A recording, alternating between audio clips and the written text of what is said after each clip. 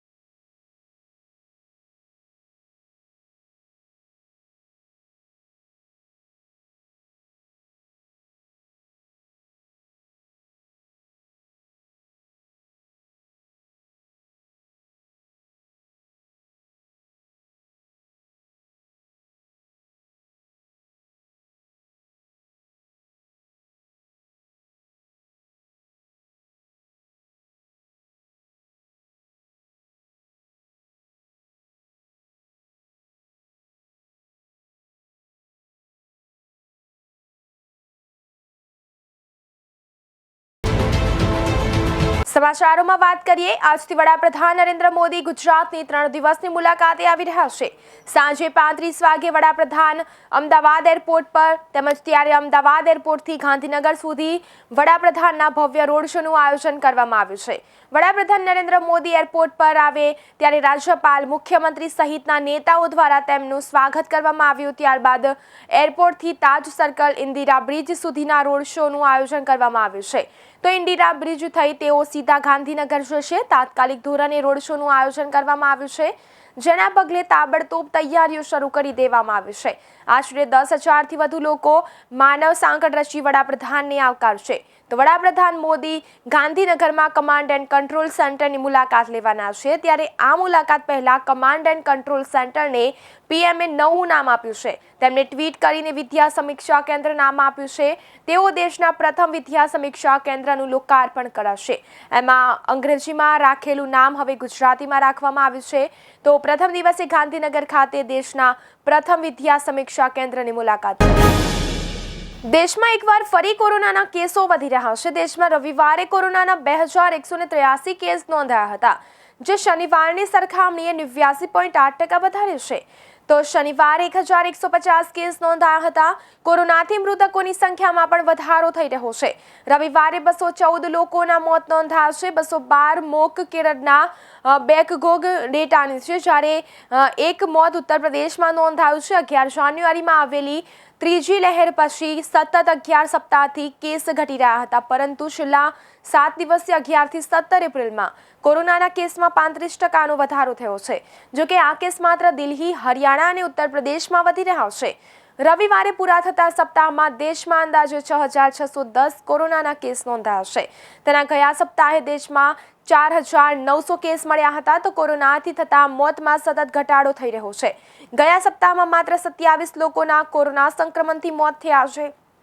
અહીં 23થી 29 માર્ચ 2020ના સપ્તાહ પછી એક પણ સપ્તાહમાં સૌથી ઓછા મોત થયા છે। આ પહેલા ગયા સપ્તાહમાં 54 મોત નોંધાયા છે। ગુજરાત બોર્ડની ધોરણ 10 અને 12ની પરીક્ષા પૂર્ણ થઈ છે। ધોરણ 12 સાયન્સ બાદ એન્જિનિયરિંગ અને ફાર્મસીમાં પ્રવેશ મેળવવા માટે ગુજકેટની પરીક્ષા યોજાઈ। સવારે 10 વાગ્યાથી સાંજે 4 વાગ્યા સુધી પરીક્ષા યોજાઈ। અલગ અલગ તબક્કામાં 3 વિષયની પરીક્ષા, જેમાં 10થી 12 વાગ્યા સુધી ફિઝિક્સ અને કેમેસ્ટ્રીની પરીક્ષા, 1 વાગ્યાથી 2 વાગ્યા સુધી બાયોલોજીની પરીક્ષા અને 3થી 4 વાગ્યા સુધીમાં મેથ્સની પરીક્ષા લેવાઈ। તો રાજ્યમાં કુલ 1.7 લાખ વિદ્યાર્થીઓ ગુજકેટની પરીક્ષા આપે, જેમાં અમદાવાદમાં પણ 9,189 વિદ્યાર્થીઓ 46 કેન્દ્રો પર પરીક્ષા આપી। પરીક્ષામાં વિદ્યાર્થીઓને કેલ્ક્યુલેટર અને કાળી પેન સિવાય અન્ય કોઈ સાહિત્ય લઈ જવામાં દેવામાં આવી રહ્યું નથી। તેમજ પરીક્ષા કુલ 120 માર્ક્સની છે, જેમાં 3 વિષયોના 40 ગુણ ભાર છે। તો આ પરિણામના 40% અને બોર્ડની પરીક્ષાના 60% એમ ગણતરીના કરીને એન્જિનિયરિંગ અને ફાર્મસી માટે મેરિટ જાહેર થશે। તો આયુષ પટેલ નામના વિદ્યાર્થીઓ જણાવ્યું હતું કે પરીક્ષા તો સરળ હોય છે, પરંતુ અંદરથી બહુ પ્રશ્ન પૂછાશે, જે માટે આખી ટેક્સ્ટ બુકની મહેનત કરવી પડે છે તે અત્યારે કરી છે. તેમજ બોર્ડની પરીક્ષા બહુ સારી રહી હતી. અત્યારે તો 90 થી 100 સુધી માર્ક્સ આવી શકે તેમ છે. તે બાદ સારી કોલેજમાં લઈને એન્જિનિયરિંગ કરવું છે. તો વિદ્યાર્થીઓ ચિંતામુક્ત થઈને પરીક્ષા આપવા જઈ રહ્યા છે. બોર્ડની પરીક્ષાની જેમ ગુજકેટની પરીક્ષામાં પણ પેપર સરળ રહે તેવી વિદ્યાર્થીઓની આશા છે. મહત્વના સમાચાર મળી રહ્યા છે સાબરકાંઠાથી. ઈડર અંબાજી હાઈવે રોડ પર ગંભીરપુરા પાસેના ડુંગરમાં લાગી આગ. તો ઉનાળાની કાળઝાળ ગરમી વચ્ચે અચાનક ડુંગરમાં લાગી આગ. તેમજ આગ લાગતા ડુંગર ઉપર ધુમાડાના ગોટે ગોટા ઉડતા નજરે પડ્યા. તો ઈડર ફાયર બ્રિગેડની ટીમને જાણ કરાતા ફાયર ટીમ પહોંચી હતી ઘટના સ્થળે. તેમજ ઈડર ફાયર બ્રિગેડની ટીમ ઘટના સ્થળે પહોંચી તેમજ આગ પર કાબુ મેળવવાના પ્રયાસો હાથ ધર્યા હતા. તો ડુંગર પર આગ લાગવાનું કારણ હજુ અકબંધ છે. તો ઈડરના અંબાજી હાઈવે રોડ પર ગંભીરપુરા પાસેના ડુંગરમાં લાગી આગ. તેમજ ઉનાળાની કાળઝાળ ગરમી વચ્ચે અચાનક ડુંગરમાં લાગી આગ. તેમજ આગ લાગતા ડુંગર ઉપર ધુમાડાના ગોટે ગોટા ઉડતા નજરે પડ્યા. તો ઈડર ફાયર બ્રિગેડની ટીમને જાણ કરાતા ફાયર ટીમ પહોંચી ઘટના સ્થળે. તેમજ ઈડર ફાયર બ્રિગેડની ટીમ ઘટના સ્થળે પહોંચી આગ પર કાબુ મેળવવાના પ્રયાસો હાથ ધર્યા. તેમજ ડુંગર પર આગ કેવી રીતે લાગી છે તેનું કારણ હજુ અકબંધ છે. બ્રિટનના વડાપ્રધાન બોરિસ જોન્સન આ સપ્તાહે ભારતમાં પ્રવાસે આવી રહ્યા છે. તેમના ભારત પ્રવાસનો આરંભ અમદાવાદથી થશે. તેઓ 21 એપ્રિલ ગુરુવારે અમદાવાદ આવશે. બોરિસ જોન્સન ગુજરાત આવનારા પ્રથમ બ્રિટિશ પીએમ છે. તેઓ અગ્રણી ઉદ્યોગપતિઓ સાથે બેઠક કરશે તથા ભારત અને બ્રિટન વચ્ચે વાણિજ્યિક સહકાર વધારવા માટે ચર્ચા કરશે. તો ગુજરાતમાં જોન્સન વિજ્ઞાન, હેલ્થ અને ટેકનોલોજી ક્ષેત્રે નવા પ્રોજેક્ટની પણ ઘોષણા કરી શકે છે. તેઓ 22 એપ્રિલે દિલ્હી જશે, જ્યાં વડાપ્રધાન નરેન્દ્ર મોદી સાથે બેઠક કરશે. તો બ્રિટન સરકારના જણાવ્યા પ્રમાણે ફ્રી ટ્રેડ એગ્રીમેન્ટ મુદ્દે ભારત અને બ્રિટન વચ્ચે મહત્વની સમજૂતી થઈ શકે છે. રશિયા અને યુક્રેન વચ્ચે ચાલી રહેલા યુદ્ધના પરિપ્રેક્ષ્યમાં પણ બોરિસ જોન્સનનો ભારત પ્રવાસ મહત્વપૂર્ણ મનાય છે. બ્રિટનના પીએમ બોરિસ જોન્સન 21-22 એપ્રિલના રોજ ભારતના પ્રવાસે છે. રશિયા યુક્રેન યુદ્ધ જ્યારે ચરમસીમાએ છે ત્યારે આ પ્રવાસ થઈ રહ્યો છે. જોન્સનનો પ્રવાસ 21 એપ્રિલથી ગુજરાતથી શરૂ થશે. આ પ્રથમવાર છે જ્યારે બ્રિટિશ પીએમ ગુજરાતના પ્રવાસે આવી રહ્યા છે. ગુજરાતમાં બ્રિટિશ પીએમ સંયુક્ત વેપારના અનેક મહત્વપૂર્ણ રોકાણ પ્રસ્તાવોની જાહેરાત કરશે. બંને દેશ મુક્ત વેપાર સમજૂતી ફ્રી ટ્રેડ એગ્રીમેન્ટ પર વાતચીત કરી રહ્યા છે. આ દિશામાં મહત્વની પ્રગતિ થશે તેવી આશા છે. ધોરણ 10ના સ્ટાન્ડર્ડ ગણિતના પેપરમાં પ્રશ્ન નંબર 21માં આકૃતિ ઉપરથી પૂછવામાં આવેલ એક ગુણના જવાબને લઈને વિવાદ થયો છે. બોર્ડે આપેલી આન્સર કીમાં પહેલા આ પ્રશ્નનો જવાબ 3 હતો. સંખ્યાબંધ પેપર તપાસ્યા બાદ આન્સર કીમાં ફેરફાર કરી જવાબ 2 કરાતા શિક્ષકોએ પેપર ફરી જોવા પડ્યા હતા. તો ધોરણ 10ના સ્ટાન્ડર્ડ ગણિતના પેપરના રાજ્યમાં 3 સેન્ટર ઉપર તપાસવાનું કામ ચાલી રહ્યું છે. ધોરણ 10ના ગણિત સ્ટાન્ડર્ડ પેપરના એક પ્રશ્નને લઈને શિક્ષકોમાં મત મંતાર હતો. અમુક શિક્ષકોની બોર્ડમાં રજૂઆત બાદ બોર્ડે આન્સર કીમાં ફેરફાર કરવાનો પત્રપત્ર કર્યો હતો. પરંતુ ઘણા શિક્ષકો દ્વારા બોર્ડે લીધેલ નિર્ણય સામે પણ વિરોધ જોવા મળ્યો હતો.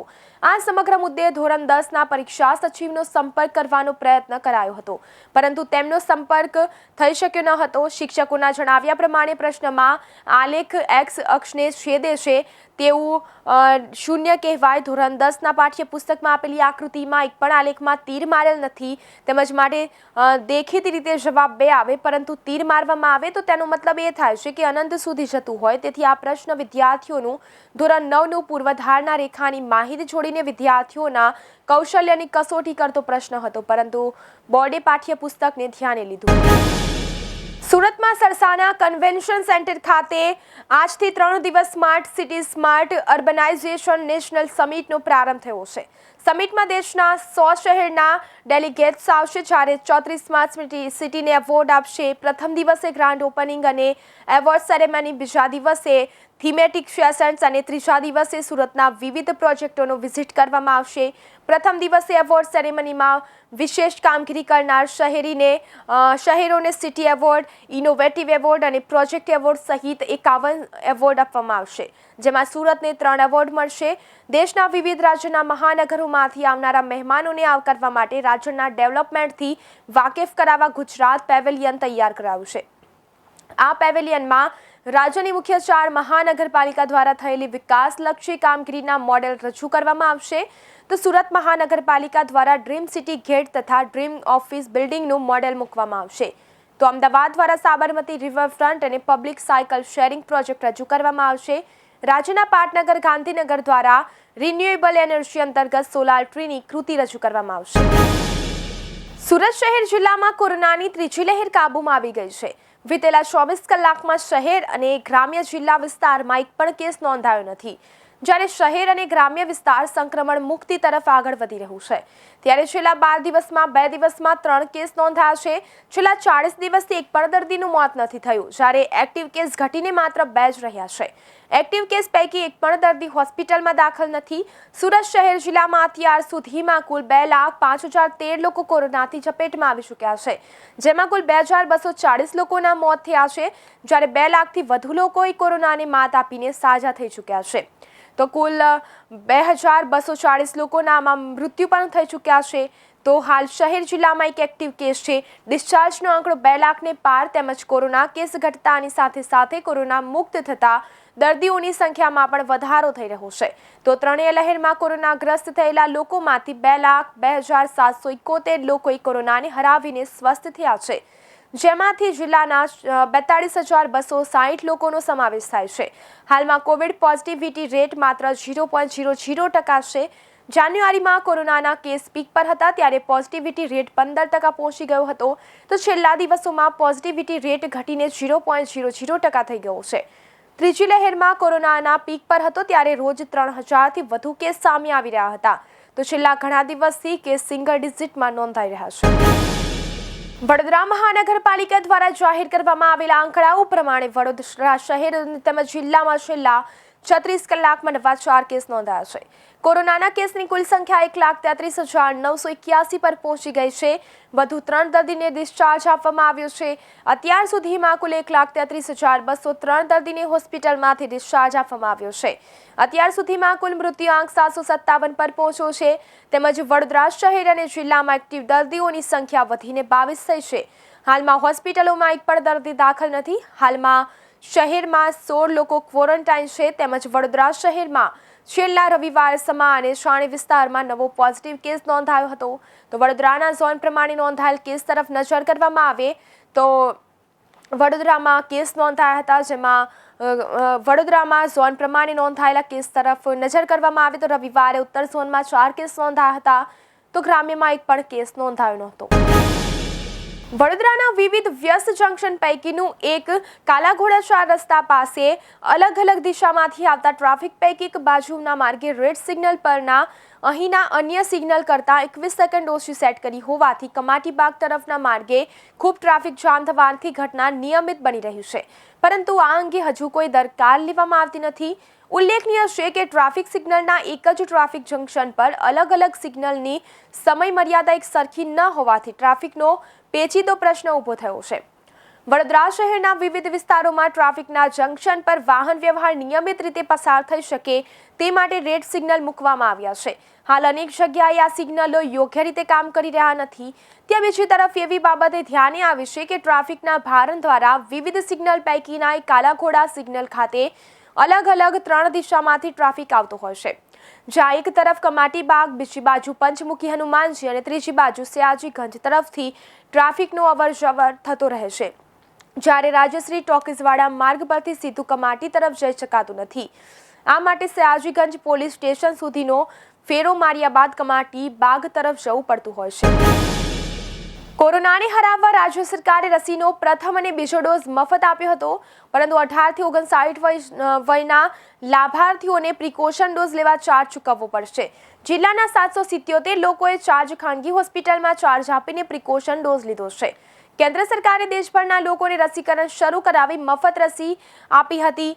આરોગ્ય કર્મચારીઓ ફક્ત કોરોના વોરિયર્સ તેમજ 60 વર્ષથી મોટી ઉંમરના, 18 વર્ષથી મોટી ઉંમરના, 15 વર્ષથી મોટી ઉંમરના અને 13 વર્ષથી મોટી ઉંમરના એમ તબક્કાવાર લોકોને રસી આપવામાં આવી હતી. જોકે સમગ્ર દેશ અને રાજ્યભરમાં કોરોનાની રસીનો પ્રથમ અને બીજા ડોઝની કામગીરી 99% પૂર્ણ થઈ છે.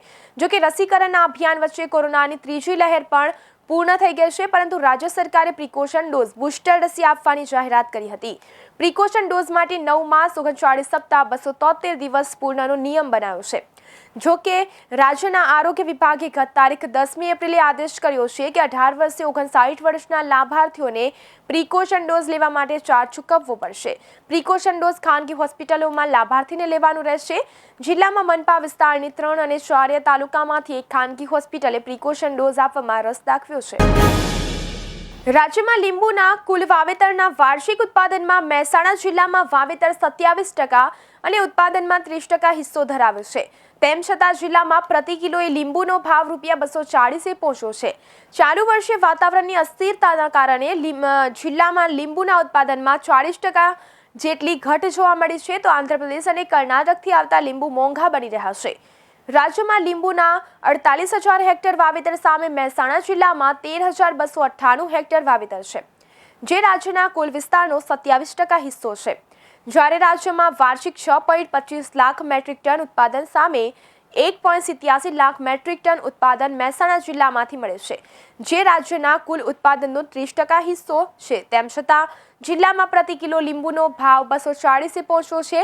તેમજ ચોમાસા બાદ વાતાવરણમાં અસ્થિરતા સર્જાતા લીંબુ માટે લાગતા ફૂલ ઓછા આવ્યા હોવાથી ઉત્પાદન પર 40%નો ઘટાડો રહેવાની શક્યતા છે. એટલે કે ઉનાળામાં સામાન્ય રીતે મળતું 18,750 મેટ્રિક ટનના ઉત્પાદન સામે ચાલુ વર્ષે 11,250 મેટ્રિક ટન મળે તેવો અંદાજ છે. તો વેપારી ભરત પટેલે જણાવ્યું હતું કે સ્થાનિક કક્ષાએ ઉત્પાદન ઓછું મળતા હાલ આંધ્રપ્રદેશ અને કર્ણાટકથી લીંબુ જિલ્લામાં આવી રહ્યા છે, જેને કારણે લીંબુનો ભાવ આસમાને પહોંચ્યો છે. ઉલ્લેખનીય છે કે જિલ્લામાં સામાન્ય સ્થિતિએ ઉનાળામાં લીંબુનો ભાવ ₹150ની આસપાસ રહેતો હોય છે, જ્યારે ચાલુ વર્ષે ₹240ના ભાવે 1 કિલો લીંબુ મળી રહ્યા છે. તો ઇવનિંગ બુલેટિનમાં અત્યારે બસ આટલું જ. વધુ સમાચાર જોવા માટે જોતા રહો અરવલ્લી સમાચાર, એટલે તમારો વિસ્તાર, તમારી વાત.